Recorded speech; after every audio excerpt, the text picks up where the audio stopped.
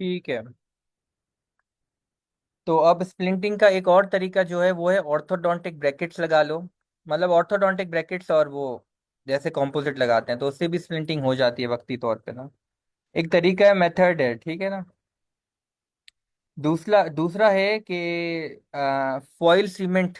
ये बेसिक इसको कहते हैं टेम्परेरी स्प्लिंटिंग कहते हैं। ये बीसीक्यू आ सकता है कि अगर पेशेंट कोऑपरेट नहीं कर रहा और आपको जल्दी है या घर पे ही स्प्लिंटिंग करनी है तो एक क्या होता है, फॉइल फॉइल की बेसिकली एक वो होती है, जो फॉइल नहीं होता कुकिंग फॉइल,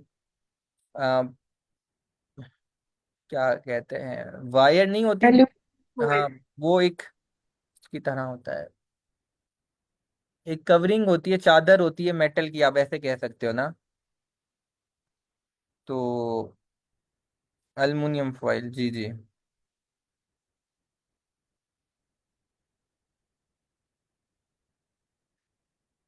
तो वो समझो मेटल की चादर होती है ऐसे ना, वैसे ही होती है। तो उसको आप, वो घर पे भी अवेलेबल होती है। तो उससे आप क्या कर सकते हो, जिंक ऑक्साइड यूजिनॉल सीमेंट जो फास्ट सेटिंग होता है उससे आप लगा सकते हो। और दांतों के वो क्या करेगी, पैलेटल सरफेस को भी कवर करेगी, इंसाइजल एजेस को भी कवर करेगी, और फेशियल सरफेस को भी कवर करेगी। थोड़ा सा ऐसे ऊपर चढ़ा दोगे ऐसे करके। तो ये वायर की तरह नहीं होती, ये सिर्फ ऐसे फेशियल पे नहीं लगेगी, वायर तो छोटी होती है।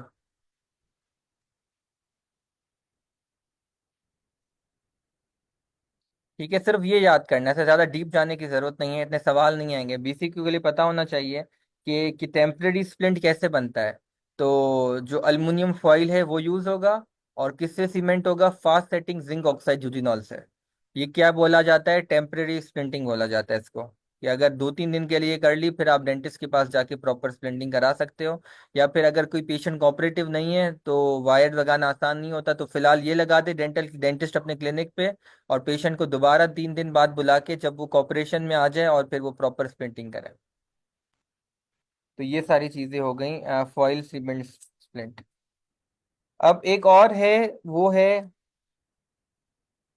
Laboratory splints. यानी कि आपने क्या किया, पेशेंट का इंप्रेशन लिया, लेबोरेटरी भेजा, और लेबोरेटरी वाले आपको स्प्लिंट बना के भेजेंगे 1 दिन के अंदर। तो आपने इमरजेंसी विजिट के अंदर क्या करना है, आप इंप्रेशन ले लो और क्या करो, टेम्परेरी स्प्लिंटिंग कर दो। और फिर जब वो बनकर आएगा असली वाला स्प्लिंट यानी कि लेबोरेटरी वाला स्प्लिंट, वो पेशेंट के मुंह में लगा दो।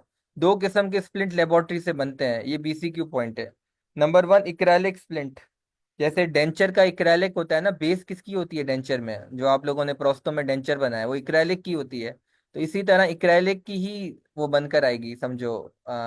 वो बनकर आएगा, स्टेंट बन के आएगा। तो वो क्या करता है, वो पूरे पैलेटल सरफेस को कवर करेगा, और इंसाइजल एजेस को कवर करेगा, और लेबियल सरफेस के भी 2 to 3 मिलीमीटर को कवर करेगा। और ऐसे जैसे डेंचर पहनते हैं ना वैसे ही वो पेशेंट पहन के रखेगा।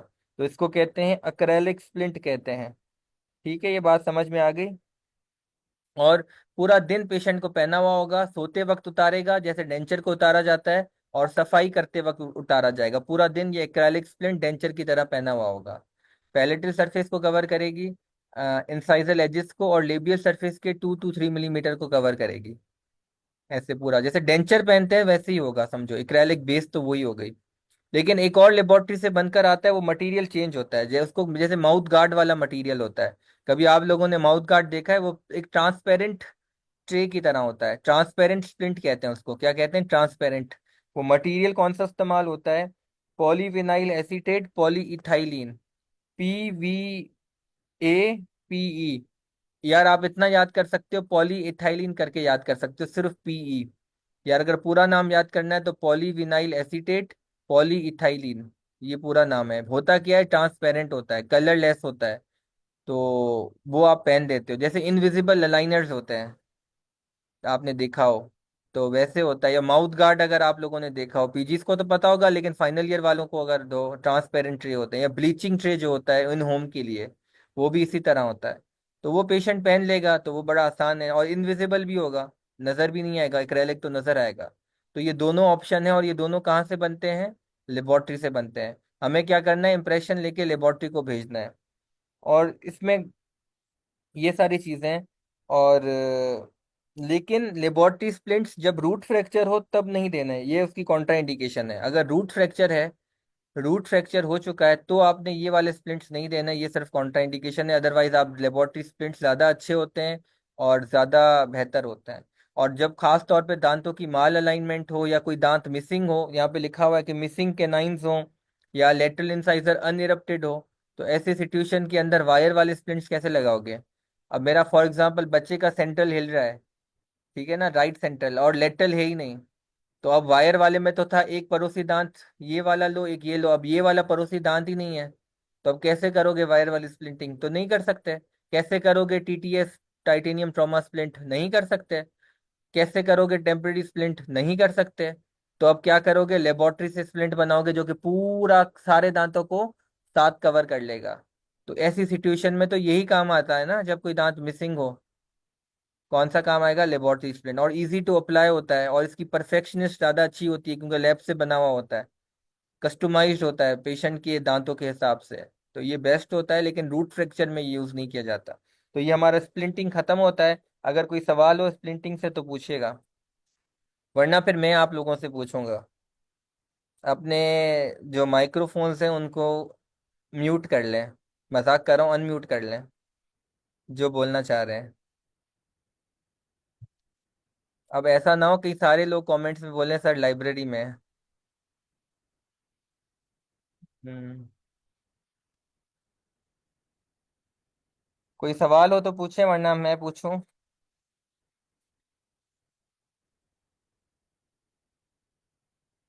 अच्छा, लेबोरेटरी स्प्लिंट्स कितने किस्म के होते हैं और कौन से होते हैं, कौन बताएगा?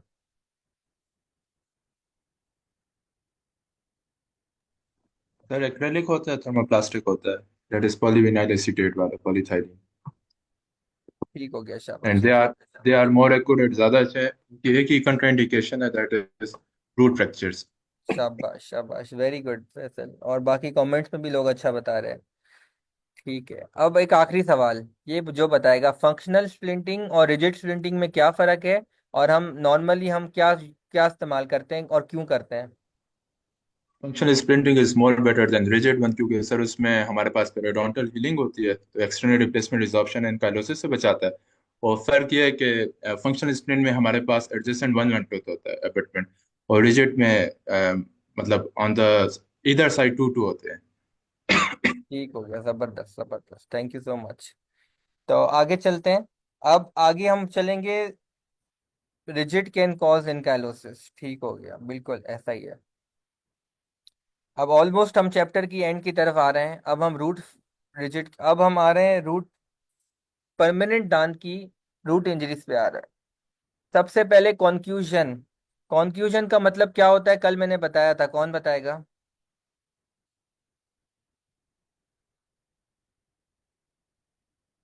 डॉक्टर फैसल के अलावा कौन बताएगा? कॉन्क्यूजन का मतलब क्या होता है?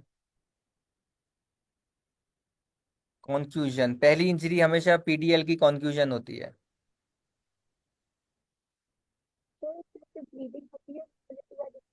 कोई कुछ बोल रहे हैं?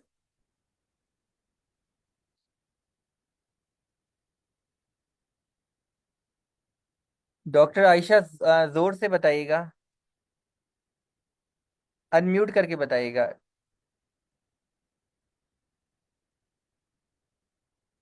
डॉक्टर आयशा,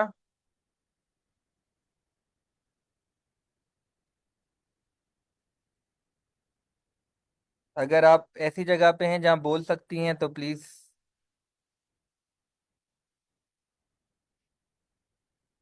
डॉक्टर आकिफा कह रही है ओनली ब्लीडिंग होती है, डॉक्टर रईसा कह रही हैं सॉफ्ट टिश्यू हिमोरेज होता है।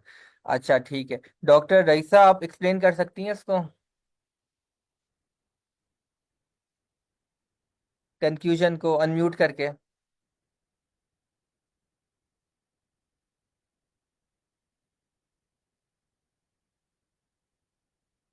If there is periodontal disease and there is. Sir, tooth is tender to percussion. PDL fibers are not ruptured, but there is edema and hemorrhage. ठीक हो गया, सिर्फ हीमोरेज है और पीटीएल फाइबर्स रप्चर नहीं हुए हैं, टेंडर टू परकशन होता है, मोबिलिटी नहीं होती और ना ही डिस्प्लेसमेंट होती है। अच्छा, सब आप आपसे ही कंटिन्यू, आप अपने आप को अनम्यूट ही रखें। अच्छा, सब लक्सेशन में क्या होता है? और सबलक्सेशन में डिस्प्लेसमेंट होती है, और टूथ से गेंस और पीडियल फाइबर जो होते हैं वो रप्चर हुए होते हैं। ठीक है। अच्छा, बिल्कुल सही कहा, पीडीएल फाइबर्स रप्चर हो जाते हैं और टूथ की डिस्प्लेसमेंट नहीं होती, सब लक्सेशन में मोबिलिटी स्टार्ट हो जाती है। ठीक है। कंक्यूजन में पीडीएल से खून निकलता है और दोनों कुछ भी नहीं होता, ना मोबिलिटी ना डिस्प्लेसमेंट, और टेंडर टू परकशन जब होता है। हेमरेज होते हैं। और सब लक्सेशन में टेंडर टेंडर भी होता है और मूवमेंट भी स्टार्ट होती है, मोबिलिटी, डिस्प्लेसमेंट नहीं होती। और रप्चर ऑफ पीडीएल होता है। और उसके बाद जो लक्सेशन इंजरीज हैं उनमें डिस्प्लेसमेंट भी हो जाती है। लक्सेशन इंजरीज में क्या क्या चीजें आती हैं, डॉक्टर रईसा बताइएगा। रिलैक्सेशन में सर इंट्रूसिव रिलैक्सेशन होती है, लेटरल रिलैक्सेशन और इंट्रूसिव रिलैक्सेशन ठीक होती है, है। तीन किस्म की लक्सेशंस होती हैं, एक्सट्रूसिव होती है यानी बाहर की तरफ, लेटरल होती है हम्म, यानी बक्कल लिंगुअल, और इंट्रूसिव होती है यानी अंदर की तरफ। ठीक हो गया, ये परफेक्ट हो गया। और बस सही है, उसके बाद फिर एवल्जन होता है यानी कि पूरा दांत ही बाहर आ जाना। ठीक है। ग्रेट डिस्प्लेसमेंट ऑफ ठीक है, tooth thank you, organs. Thank you so much for participate. अच्छा, अब आते हैं हम कंक्लूजन पे आते हैं और सब लक्सेशन पे आते हैं, इन दोनों की मैनेजमेंट पे आते हैं। इन दोनों की मैनेजमेंट में हमने क्या करना है? नंबर वन, सॉफ्ट डाइट देनी है पेशेंट को 7 दिनों के लिए, 1 हफ्ते तक। नंबर टू, ऑक्लूजल रिलीफ दे देना है। ऑक्लूजली रिलीफ दे देना है कि पेशेंट वहां से ना खाए जहां पे ये दांत में मसला है। नंबर थ्री है कि आपने स्प्लिंटिंग, अगर ज्यादा अगर आपको लग रहा है कि मोबिलिटी है सब लक्सेशन में, थोड़ी सी ज्यादा मोबिलिटी है, या फिर टेंडर टू परकशन बहुत सिवियर है, ज्यादा दर्द हो रहा है, तो फिर आपने बेहतर स्प्लिंटिंग कर लो 2 हफ्तों के लिए। ये ऑप्शनल है, ये डिपेंड करेगा सिचुएशन के हिसाब से। ऑक्लूजल रिलीफ देना मैंडेटरी है। सॉफ्ट डाइट 1 हफ्ते के लिए मैंडेटरी है। क्लोरेक्सिडिन से माउथ वॉश करना 0.2% मैंडेटरी है। चौथे नंबर पे स्प्लिंटिंग करना ऑप्शनल है, डिपेंड करा जाएगा केस की सिवियरिटी क्या है। किसकी हम बात कर रहे हैं? कंफ्यूजन की और सबलक्सेशन की बात कर रहे हैं। और एंटीबायोटिक्स देने की जरूरत नहीं है, एंटीबायोटिक्स नहीं देनी, सब लक्सेशन में नहीं देनी, कॉन्फ्यूजन में नहीं देनी।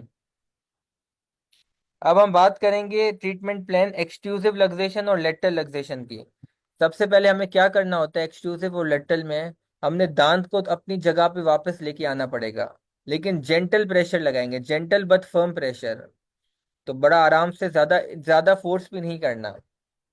ज्यादा अगर फोर्स करोगे तो पीडीएल डैमेज हो जाएंगे, तो एक जेंटल प्रेशर लगाओ, लेकिन जाहिर है थोड़ा सा फर्म हो बट जेंटल होना चाहिए। अपने पोजीशन में लेके आने के बाद आपकी इसकी स्प्लिंटिंग करनी है। एक्सक्लूसिव लक्सेशन में स्प्लिंटिंग करने हम 2 हफ्तों के लिए, लेटरल लक्सेशन में हम करते हैं 4 हफ्तों के लिए। कोई मुझे बताएगा कि ये डिफरेंस क्यों है 2 और 4 हफ्ते का? सर लिटरल में अगर डिस्प्लेस होगा पैलेटल लिंगुअली तो सॉकेट इन्वॉल्व हो जाएगा, तो जब बोन इन्वॉल्व है तो 4 वीक्स होगा। तो बहुत ये भी रीजन जबरदस्त, होगा। बहुत जबरदस्त। ये मैंने अभी पहली इसी लेक्चर में बात बताई थी कि नॉर्मली अगर दांत इन्वॉल्व होते हैं तो स्प्लिंटिंग कितने टाइम के लिए करते हैं? नॉर्मली मोस्ट केसेस में 2 हफ्तों के लिए। और पीडीएल इंजरीज की बात कर रहा था मैं, और अगर सॉकेट इन्वॉल्व हो तो 4 हफ्तों के लिए।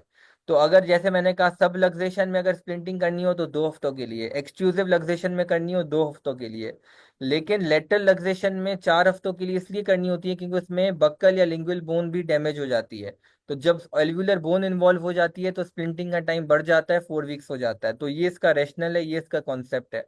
तो वरना लोग कंफ्यूज हो जाते हैं, यार उसमें 4 क्यों, उसमें 2 क्यों, मुझे फिर याद नहीं रहता। तो भाई आपको अगर कॉन्सेप्ट पता होगा ना तो आप खुद ही इसका जवाब दे दोगे। और रूट फ्रैक्चर अलग है, रूट फ्रैक्चर का तो अलग होता है, वो 4 हफ्ते, 4 हफ्ते, कोरोनल के लिए 8 हफ्ते है, उसका कोई पीडीएल से ताल्लुक नहीं है, वो गेम ही अलग है। ये मैं रूट इंजरीज इसकी बात कर रहा हूँ, इन्हीं इंजरीज में 2 और 4 वीक्स होता है। और उसके अलावा आपने क्या करना है?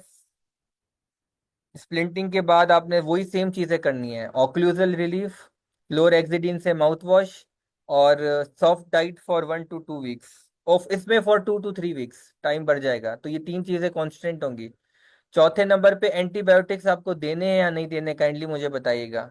अच्छा, कमेंट्स में बताइएगा, अजान ब्रेक है, मैं अजान लग रही है यहाँ पे। अगर कोई बताना चाहे तो कमेंट्स में बताए।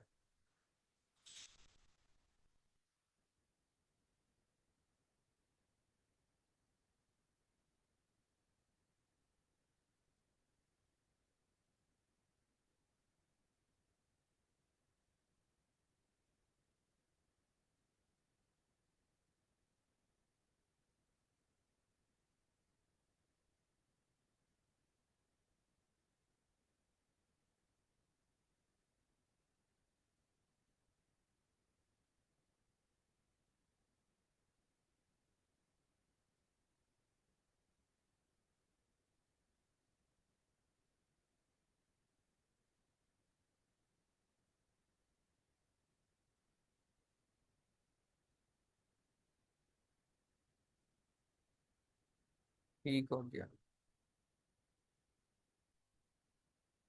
डॉक्टर रईसा कह रही हैं यस देनी है, डॉक्टर कोकब कह रही हैं देनी है, डॉक्टर मारिया कह रही हैं नहीं देनी, ओनली अगर सॉफ्ट टिश्यू इन्वॉल्व है। डॉक्टर फैसल कह रहे हैं डिपेंड करता है systemic involvement person to person. तो इसका बेसिकली जवाब ये है कि ये एक क्लिनिशियन को फैसला करना है कि देनी चाहिए ना देनी का, ये डिपेंड करता है। अगर सॉफ्ट टिश्यू इन्वॉल्व है तो देनी चाहिए। अगर सिस्टमिक इम्यूनो सिस्टम कमजोर है तो देनी चाहिए। ठीक है। लेकिन अगर सिस्टमिक इशू भी नहीं है, सॉफ्ट टिश्यू इन्वॉल्व भी नहीं है, तो देनी चाहिए या नहीं देनी चाहिए, तो भी क्लिनिशियन की मर्जी है, ये फैसला क्लिनिशियन के हाथ में है। यही वलबेरी कह रहा है। और अभी हम बात किसकी करेंगे, सिर्फ वलबेरी की बात करेंगे। तो अगर देनी है तो भी सही है, नहीं देनी तो भी सही है। लेकिन अगर सॉफ्ट टिश्यू इन्वॉल्व है तो लाजमी देनी है, अगर एल्वुलर सॉकेट इन्वॉल्व है तो लाजमी देनी है, अगर सिस्टम में कंडीशन डाउन है तो लाजमी देनी है। अदरवाइज मर्जी है क्लिनिशियन की दे या नहीं दे। अगर देनी है तो कौन सी देनी है, एमोक्सिलिन देनी है 250 मिलीग्राम 3 दफा दिन के अंदर। लेकिन अगर बच्चा 10 साल से छोटा है तो उसका डोज आधा कर लो, 125 मिलीग्राम दिन में 3 दफा, और 5 दिनों तक। ये आपको याद करना है, ये बीसीक्यू में सवाल पूछते हैं कि एमोक्सिलिन का डोज भी पूछा जाता है कि 250 मिलीग्राम दिन में 3 दफा। और अगर बच्चा है 10 साल से छोटा तो फिर 125 मिलीग्राम दिन में 3 दफा फॉर 5 डेज। याद करना पड़ेगा इसको, डोज को हल्के में नहीं लेना। इसके बाद हम आते हैं इंट्रूसिव लक्सेशन पे आते हैं, यानी कि दांत अंदर चला गया, अब क्या करना है।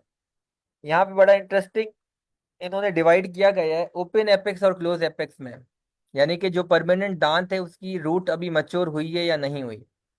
अगर ओपन एपेक्स है यानी कि रूट मच्योर नहीं हुई, ओपन एपेक्स है, तो फिर डिपेंड करता है कि इंट्रूसिव लक्सेशन जो हुई है वो कितना मिलीमीटर अंदर दांत गया है।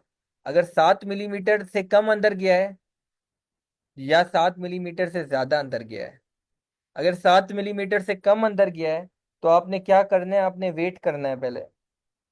क्या करना है, वेट करना है कि खुद ब खुद ऊपर हो जाए। कितना वेट करना है भाई, कितना इंतजार करना है, इंतजार की घड़ियां तो ही मुश्किल होती हैं। कितना इंतजार करना है, 2 से 4 हफ्तों तक इंतजार करना है। इंतजार कर लिया, नहीं हुई, नहीं आया जवाब, नहीं हुई स्पॉन्टेनियस रिपोजिशनिंग, अब क्या करना है। अब ऑर्थोडोंटिकली उसको ऊपर लेके आना है, ऑर्थोडोंटिकली रिपोजिशनिंग करनी है, ऑर्थोडोंटिकली एक्सट्रूजन करनी है। ये क्या था, ओपन एपेक्स 7 मिलीमीटर से कम इंट्रूजन थी। तो अगर ओपन एपेक्स 7 मिलीमीटर से ज्यादा दांत इंट्रूड हो गया है सॉकेट के अंदर तो क्या करना है, अब सर्जिकल रिपोजिशनिंग करनी है, ऑर्थोडोंटिक्स भी यहाँ पे काम नहीं आएगा।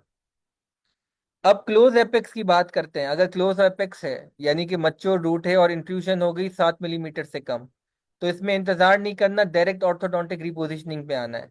लेकिन अगर 7 मिलीमीटर से ज्यादा है तो फिर सर्जिकल रिपोजिशनिंग में आना है, सेम एज अबव, जैसे ओपन में था वैसे ही क्लोज में होता है। अगर इंट्रूजन 7 मिलीमीटर से ज्यादा होती है तो हमेशा सर्जिकल रिपोजिशनिंग की तरफ जाया जाता है।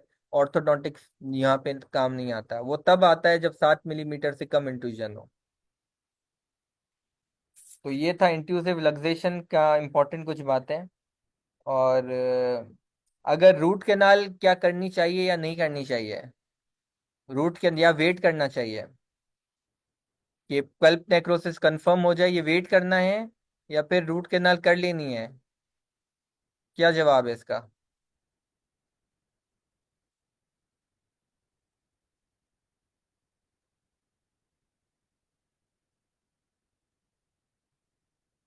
करनी है,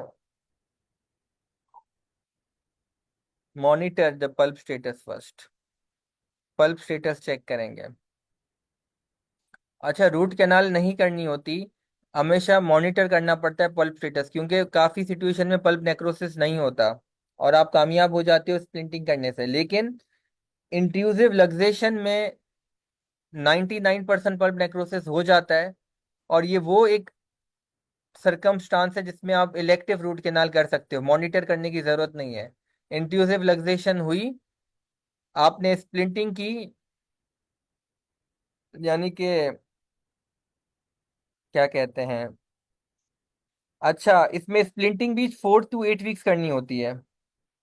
स्प्लिंटिंग भी 4 से 8 हफ्ते होती है। इंट्यूसिव लक्सेशन में स्प्लिंटिंग बहुत ज्यादा होती है, स्प्लिंटिंग का टाइम बहुत ज्यादा होता है।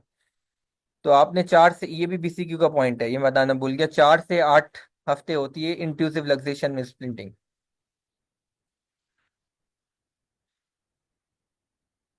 ये थोड़ा सा डिफरेंट केस है, तो इसमें परेशान नहीं होइएगा बीसीक्यू में। इसमें 4 से 8 हफ्ते आंसर है इंट्यूसिव लक्सेशन का। और इंट्यूसिव लक्सेशन सबसे डेंजरस होती है। उसमें आप क्या करते हो, मोस्ट केसेस के अंदर ज्यादा इंट्यूजन है तो रूट कैनाल कर ही लोगे, स्प्लिंट लगा हुआ होगा। और रूट कैनाल कब करते हो, 10 दिन के अंदर। 10th डे बीसीक्यू का आंसर है। 10th डे पे आपको रूट कैनाल करनी पड़ती है। कब करनी पड़ती है, 10th डे पे रूट कैनाल कर लो। चाहे पल्प वाइटल हो फिर भी कर लो, क्योंकि आपको 99% चांस होता है इंट्यूसिव लक्सेशन में नेक्रोसिस हो जाएगा। और एवल्जन में हम बात करेंगे, उसमें भी रूट कैनाल करनी होती है। एक्सक्लूसिव लक्सेशन में और लेटरल लक्सेशन में ऐसे रूट कैनाल नहीं करनी। और अगर नेक्रोसिस हो जाए फिर ही करनी है, अदरवाइज रूट कैनाल नहीं करनी, इलेक्टिव रूट कैनाल नहीं करनी। इंट्यूसिव लक्सेशन के अंदर इलेक्टिव रूट कैनाल करनी है। सबसे जो खराब प्रोग्नोसिस होता है वो किसका होता है, इंट्यूसिव लक्सेशन का होता है। ये एक टेबल भी बना हुआ है, टेबल 12.13 है मेरे पास। और उसमें लिखा हुआ है, नहीं सॉरी, टेबल 12.12 है। और उसमें बेसिकली लिखा हुआ है कि पल्पल सर्वाइवल क्या था। तो जो सबसे कम पल्पल सर्वाइवल था ना, वो इंट्यूसिव लक्सेशन में था। अगर ओपन एपेक्स थी तो 40% था, और अगर क्लोज एपेक्स है, मत बच्चों रूट है और इंट्यूसिव लक्सेशन हुई है, तो 0% सर्वाइवल का चांस है। यानी कि 100% पल्प नेक्रोसिस होगा, चाहे कुछ भी हो जाए। 100% होगा, तो आपने जाहिर सी बात है रूट कैनाल कर लेनी है। क्लोज एपेक्स के अंदर तो लाजमी करनी है। ओपन एपेक्स में फिर भी चांस होता है कि पल्प बच जाए, 40% चांस होता है बचने का, यानी ये भी 50% से कम चांस है। ठीक है। अच्छा, अब आप में से कौन रिपीट करेगा, इंट्यूसिव लक्सेशन की मैनेजमेंट बहुत ज्यादा इंपॉर्टेंट है। बिल्कुल ऐसा ही है, पीओपी और वल्बेरी में ट्रीटमेंट डिफरेंट है। एग्जाम में कौन सी लिखनी है, एग्जाम में कोई भी लिख दो सही हो जाएगा, कोई इतनी टेंशन लेने की बात नहीं है। अगर शॉर्ट ऐसे आ रहा है तो टेंशन तो बिल्कुल भी ना लें, अगर बीसीक्यू आ रहा है तो फिर टेंशन लें। और फिर देखें कि आप बीसीक्यू कहाँ से आया है। मोस्टली वल्बेरी से आते हैं, ट्रॉमा से ना। तो मैंने अपने टाइम पे क्या किया था, मैंने वल्बेरी पढ़ी थी, और मैंने पीओपी का ट्रॉमा का चैप्टर नहीं पढ़ा था। क्योंकि वो दिमाग कंफ्यूज हो जाएगा, इतनी चीजें इंसान नहीं रख सकता जहन के अंदर। यहाँ ही कंफ्यूज हो जाते हैं। ये ट्रॉमा का चैप्टर बड़ा कंफ्यूजिंग है, जब परमानेंट याद करते हो तो प्राइमरी मिक्स हो जाता है। अभी देखो ना, मैंने आज आप लोगों से कुछ सवाल प्राइमरी के करें तो कंफ्यूज हो गए। एक लड़की ने पूछा कि प्राइमरी में भी स्प्लिंटिंग करते हैं या नहीं करते हैं।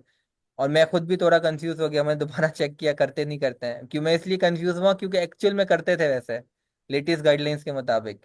तो अब वो दिमाग में जब इतनी चीजें होती हैं तो बंदा कंफ्यूज हो जाता है। तो आप एक ही किताब पे स्टिक करो ना, मल्टीपल किताब पे मत पढ़, पीओपी का चैप्टर ही नहीं पढ़ो ट्रॉमा का, मैं तो ये सलाह दूंगा। कोई करने की जरूरत नहीं है, वलबेरी का कर लो काफी है। शॉर्ट ऐसे तो वैसे ही हो जाएगा। और बीसीक्यू अब मोस्टली वलबेरी से ही आ जाता है। लेकिन दिमाग को कंफ्यूज ना करो, दिमाग को कंफ्यूज कोशिश करके ना करें। वो भी पढ़ो वो भी पढ़ो, फिर जब बीसीक्यू है वैसे ही और कंफ्यूज, ये कहाँ से आया कहाँ से आया। तो एक ही चैप्टर पढ़ लो, 80% बातें तो वही हैं। 20% फर्क है। अब क्यों सवाल, तो मे भी सवाल उन 80% जो सिमिलर बातों से आ जाए। तो मैंने ट्रॉमा चैप्टर पीओपी से नहीं पढ़ा था। मैंने आईएमएम के लिए पढ़ा था वलबेरी से, और पार्ट 2 के लिए पढ़ा था लेटेस्ट गाइडलाइंस विली की।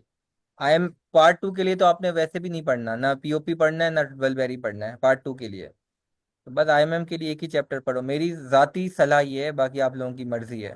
हर किसी का अपना एक अप्रोच होता है। मैं हमेशा चीज़ों को शॉर्ट करता था अपने लिए, ताकि, और लेकिन जो शॉर्ट करता था वो मुझे ऐसी याद होती थी कि बस कोई पूछो ही ना, कि जैसे मैं किताब से देख के बता रहा हूँ। तो अल्लाह ताला का एहसान है। तो स्मार्ट स्ट्रेटेजी करनी पड़ती है। लेकिन हर किसी की अपनी स्ट्रेटेजी है, मैं अपनी शेयर कर सकता हूँ आपके साथ। कौन बताएगा इंट्यूसिव लक्सेशन की मैनेजमेंट, फिर आगे चलते हैं, एवल्जन पे आते हैं, आखिरी टॉपिक। सर मैनेजमेंट जो होती है सर, वो इसकी जो है ना लेंथ के ऊपर डिपेंड करती है कि वेदर 7 mm या से कम जो है ना इंजरी हुई है, कि तो जो है ना वो इतना इंक्लूड किया या इतना इंक्लूड नहीं किया। फिर उसको फर्दर डिवाइड करते हैं open apex and close apex पे। तो ओपन एपेक्स को भी लेस देन 7 mm और मोर देन 7 mm पे देखते हैं। तो अगर लेस लेस देन 7 mm होते हैं तो फिर उसको जो है ना 2 to 4 वीक्स के लिए वेट कराते हैं। फिर उसके बाद ऑर्थोडोंटिक ट्रीटमेंट करते हैं ना, और उसको मूव कराते हैं बाहर को। अगर इंट्रूसिव रिलैक्सेशन के साथ हम उसको ट्रीट कर रहे हैं orthodontics को। सर अगर मोर देन 7 mm होती है, फिर ऑर्थोडोंटिक रिपोजिशनिंग जो होती है वो मतलब इतनी इफेक्टिव नहीं होती है, उसको सर्जिकली रिपोजिशन करना पड़ता है। और उसके उसके बाद अगर सर्जिकली रिपोजिशन करते हैं तो फिर उसको स्प्लिंट करते हैं 4 to 8 वीक्स के लिए। और सिमिलरली जैसे ओपन एपेक्स को डिस्कस किया गया, लाइक मोर देन 7 mm और लेस देन 7 mm, इसी तरह फिर क्लोज एपेक्स को भी मोर देन 7 और लेस देन 7 में करेंगे ना। और अगर जैसे पहले लेस देन 7 में था तो उसमें हमने 2 to 4 वीक्स के लिए वेट किया था, इसमें कोई वेट नहीं करेंगे, डायरेक्ट ऑर्थोडोंटिक जो है ना मूवमेंट करा देंगे उसकी। और अगर मोर देन 7 होगा तो फिर सर्जिकली ही करेंगे, और उसको भी वही 4 to 8 वीक्स के लिए सप्लेंट कर देंगे।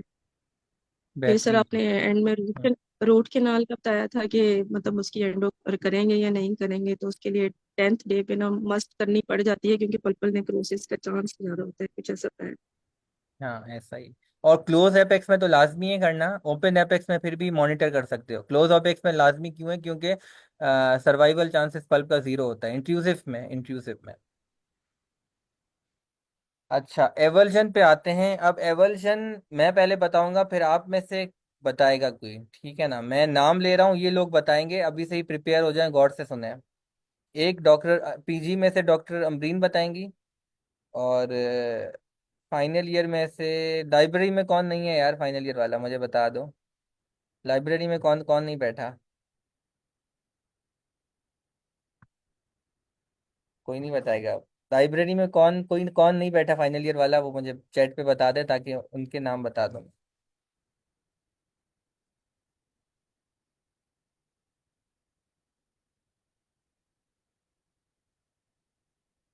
कोई वॉलेंटियर कर ले।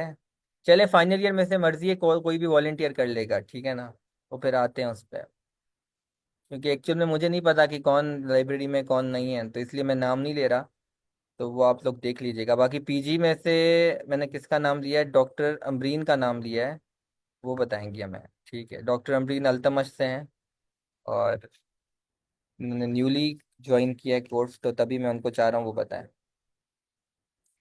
अच्छा, इसमें मुख्तलिफ सवाल होंगे, 4-5 सवाल पूछूंगा, तो वो आप लोग डिवाइड करेंगे हम। अब इसमें सबसे पहला सवाल क्या आता है जो बनता है, वो ये बनता है कि एवल्जन का जो सक्सेस है ना, एवल्जन वाले टीथ का ट्रीटमेंट का सक्सेस, वो किन फैक्टर्स पे डिपेंड करता है? नंबर 1 फैक्टर है एक्स्ट्रा एल्व्यूलर टाइम, यानी कि दांत बाहर निकला, मतलब बाहर गिर गया, जब डेंटिस्ट ने जब तक सॉकेट में डाला तब तक उस दौरानिया में कितना टाइम हो चुका है, उसको कहते हैं एक्स्ट्रा ओरल टाइम।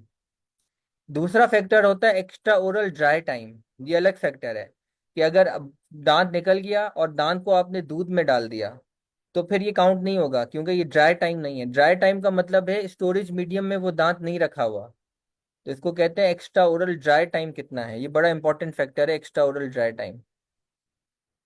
तीसरे नंबर पे है स्टोरेज मीडियम कौन सा यूज किया गया था। चौथे नंबर पे है इंजरी टू पीडीएल कितने लेवल की हुई है। पांचवें नंबर पे है इंजरी टू पल्प कितने लेवल की हुई है। छठे नंबर पे है रूट कैनाल कब शुरू की थी। तो ये 6 फैक्टर्स हैं, और इनमें से सबसे इंपॉर्टेंट फैक्टर है बीसीक्यू के लिए, वो है extra oral dry time. Extra oral time नहीं भाई, एक्स्ट्रा ओरल ड्राई टाइम, ये सबसे इंपॉर्टेंट है।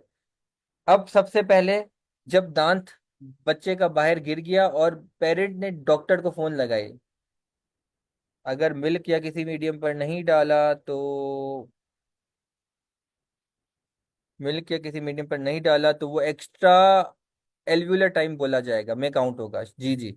और अगर मिल्क में डाल दिया तो, नहीं नहीं नहीं, अगर, हाँ, मिल्क में नहीं डाला तो एक्स्ट्रा ओरल ड्राई टाइम में काउंट होगा, दोनों में काउंट होगा। लेकिन अगर मिल्क में डाल दिया तो सिर्फ एक्स्ट्रा ओरल पे काउंट होगा, एक्स्ट्रा ओरल ड्राई में काउंट नहीं होगा, क्योंकि वो वेट हो गया, ड्राई वाला खत्म, ड्राई वाले में काउंट नहीं होगा।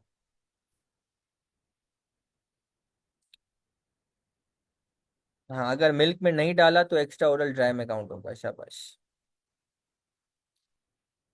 अब फोन आई, हेलो अस्सलाम वालेकुम डॉक्टर साहब, कैसे हैं आप? हाँ जी, बहन क्या हुआ जी? मैडम, क्या मसला हुआ है? जी वो मेरे जो है बच्चा है, उसका दांत गिर गया, वो मैंने चमाट मारी अभी बच्चे को, तो दांत गिर गया उसका बाहर।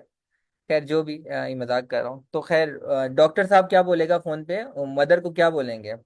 सबसे पहले बोलेंगे खबरदार। क्या बोलेंगे?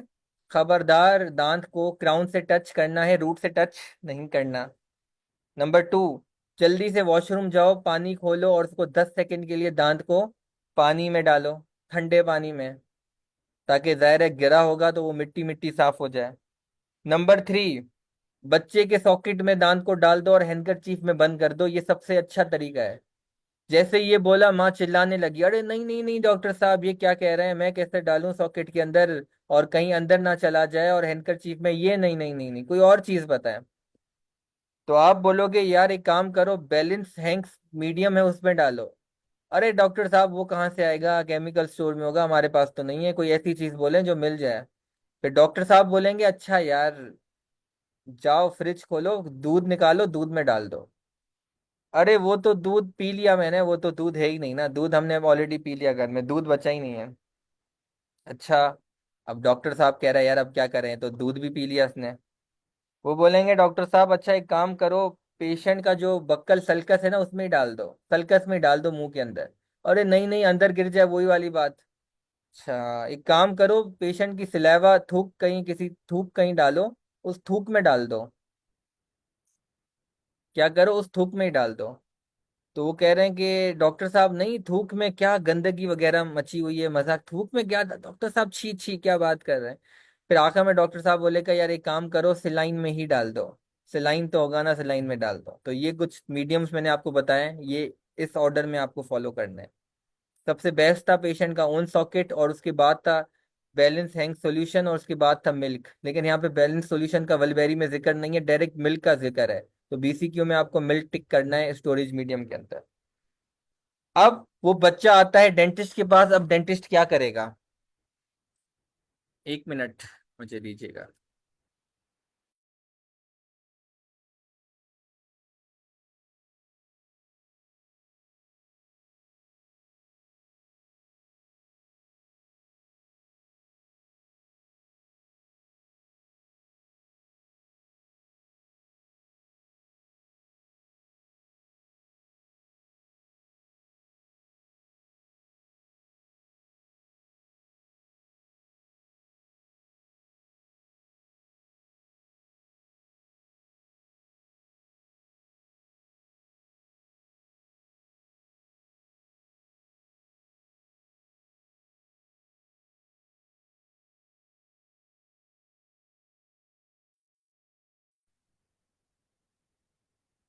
ठीक है, अब डेंटिस्ट क्या करेगा, डेंटिस्ट भी उसको रूट से नहीं पकड़ेगा, उसको क्राउन से पकड़ेगा, और उसको थोड़ा सा सेलाइन में रिंस करेगा, वॉश करेगा दांत को अच्छे से। और क्या करेगा, लोकल एनेस्थीसिया लगाएगा पेशेंट को, और सॉकेट को भी इरिगेट करेगा। जब रिंस करते हैं तो पीडीएल डैमेज नहीं होते क्या? बिल्कुल डैमेज नहीं होते, रिंस करने से पीडीएल डैमेज नहीं होते हैं, सिर्फ उसकी मिट्टी निकल जाती है। पीटीएल डैमेज ब्रश से कर किए निकाले जाते हैं, उससे खराब होते हैं। तो दोबारा डेंटिस्ट भी उसको सेलाइन में वॉश करेगा दांत को, और उसके बाद सॉकेट में भी इरिगेट करेगा, क्योंकि क्लॉट फॉर्मेशन है, उसको निकालना ज़रूरी है, बहुत इंपॉर्टेंट पॉइंट है। और उसके बाद वो डालेगा पेशेंट के सॉकेट में, और एक्सरे करवाएगा, चेक करेगा कि सही है या नहीं है, सही है उसके बाद स्प्लिंटिंग करेगा। और स्प्लिंटिंग कितने हफ्तों के लिए करेगा? एवल्जन में स्प्लिंटिंग करी जाती है 2 हफ्तों के लिए। कितने हफ्तों के लिए? 2 हफ्तों के लिए। सर रीइंप्लांटेशन सक्सेस के फैक्टर्स रिपीट कर दे, ये मैं रिपीट नहीं करूंगा, ये आप लोग रिपीट करेंगे। ठीक है ना, कोई एक में से जो मैंने नाम लूंगा वो रिपीट करेंगे। और उसके बाद क्या दोगे आप? वही पुरानी नसीहतें करोगे कि सॉफ्ट डाइट खानी है 2 से 3 हफ्तों के लिए, ऑक्लूजल रिलीफ देना है, क्लोरेक्सिडीन माउथ वॉश इस्तेमाल करना है 0.2%, एंटीबायोटिक्स देनी है। कौन सी एंटीबायोटिक्स देनी है? टेट्रासाइक्लिन ज़्यादा अच्छी है, टेट्रासाइक्लिन देनी है अगर 12 साल से बच्चा बड़ा है। और फर्स्ट चॉइस है टेट्रासाइक्लिन, सबसे बेस्ट है। लेकिन अगर बच्चा 12 साल से छोटा है तो फिर इमोक्सिलिन ज़्यादा अच्छी है, क्योंकि टेट्रासाइक्लिन क्या कराती है? डिस्कलरेशन करवाती है।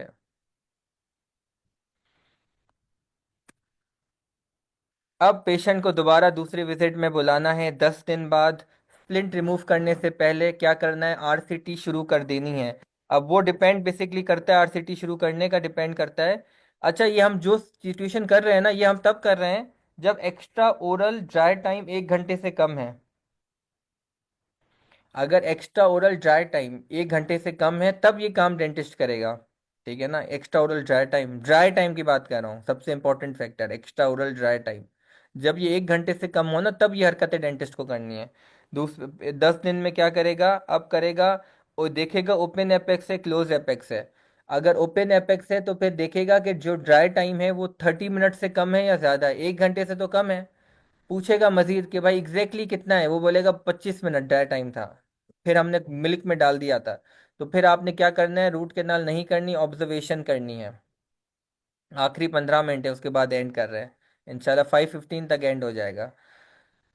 उसके बाद आपने क्या करनी है, ऑब्जर्वेशन करनी है। अगर आधे घंटे से ज़्यादा है, आधे घंटे से ज़्यादा है, तो फिर आपने क्या करना है, ओपन एपेक्स है तो आपने रूट कैनाल शुरू कर देनी है।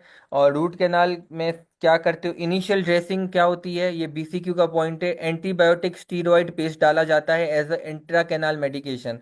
कभी भी कैल्शियम हाइड्रोक्साइड नहीं डाला जाता शुरू शुरू में हमेशा क्या डाला जाता है, एंटीबायोटिक एंड स्टीरॉयड का एक कॉम्बिनेशन बनता है, पेस्ट बनती है, वो डाली जाती है शुरू के हफ्तों में।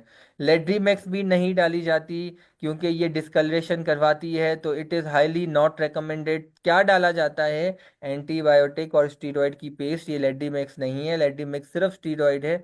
एंटीबायोटिक स्टीरॉयड की एक अलग पेस्ट है, वो डालनी है, ठीक है ना। उसका कोई नेम नहीं है, फलबेरी में नहीं लिखा हुआ नेम।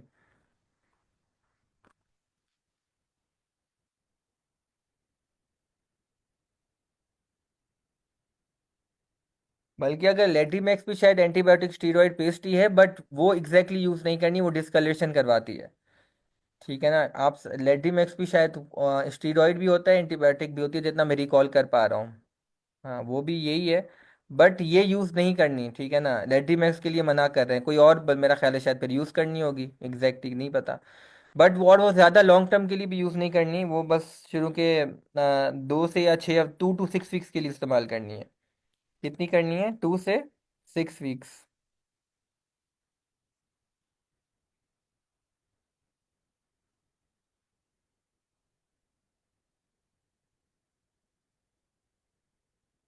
ठीक है, 2 से 6 वीक्स इस्तेमाल करनी है एंटीबायोटिक स्टीरॉयड पेस्ट। और उसके बाद आपने क्या करना है, कैल्शियम हाइड्रोक्साइड डालना होता है एज इंट्राकेनाल मेडिकेशन। और वो तब तक डालते रहना है जब तक रिजॉर्प्शन के साइन एंड सिम्टम्स खत्म हो जाते हैं। जैसे ही आपको लगे कि अब रिजॉर्प्शन प्रोग्रेस नहीं कर रही, तो आपने ऑब्चुरेट कर लेना है। तो अगर सवाल आ जाए when to do final obturation, तो उसका जवाब है व्हेन यू आर कंफर्म कि resorption has been stopped, progress नहीं हो रही। तो अगर जब तक प्रोग्रेस हो रही है या फिर ख़त्म नहीं हुई, तो आपने इंट्रा कैल्शियम हाइड्रोक्साइड हर 3 महीनों के बाद चेंज करनी है और फॉलोअप पे रखना है। लेकिन शुरू के 2 हफ्तों में असल में कैल्शियम हाइड्रोक्साइड नहीं डाला जाता है, यहाँ पे लिखा हुआ है वलबेरी में, तो इसलिए एंटीबायोटिक और स्टीरॉयड की पेस्ट डालते हैं।